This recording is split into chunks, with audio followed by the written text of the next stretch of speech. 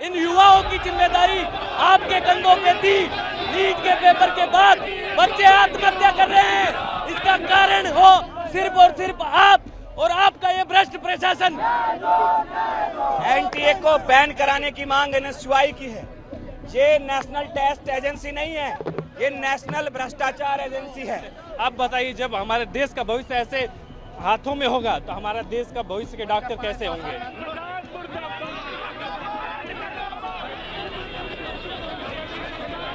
मैं इस देश के प्रधान से पूछना चाहता हूं कि आत्महत्या की चिता पर देख के नौजवान को नींद कैसे आ रही है? इस देश के प्रधान को ये सवाल। भ्रष्टाचारी सरकार मुर्दाबाद, मुर्दाबाद, मुर्दाबाद। चंदा सरकार मुर्दाबाद।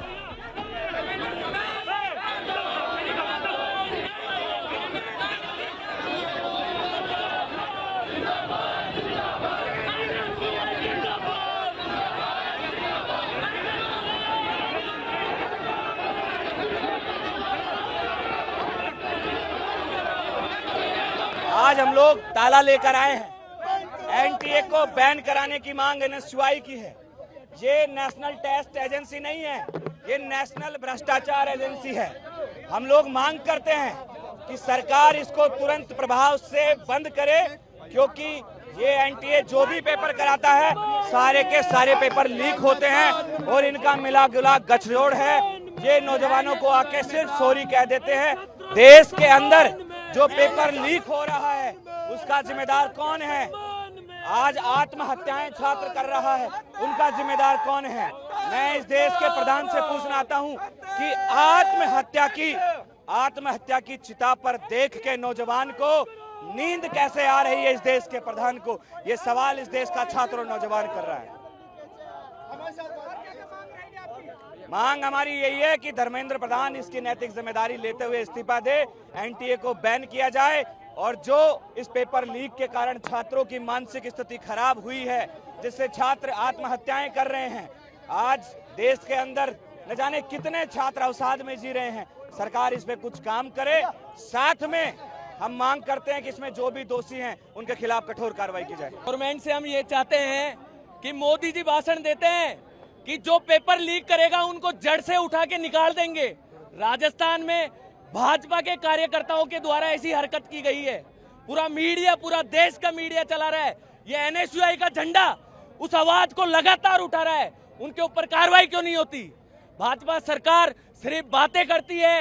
ये संस्था रद्द होनी चाहिए और इनका मंत्री इस्तीफा देना चाहिए। ये एनएसयूआई के प्रत्येक कार्यकर्ता की मांग है। एजुकेशन मिनिस्टर से क्या कहना चाहिए? एजुकेशन मिनिस्टर से मैं ये कहना चाहूंगा कि इस पूरे भारत देश की जिम्मेदारी, इन युवाओं की जिम्मेदारी आपके कंधों पे थी।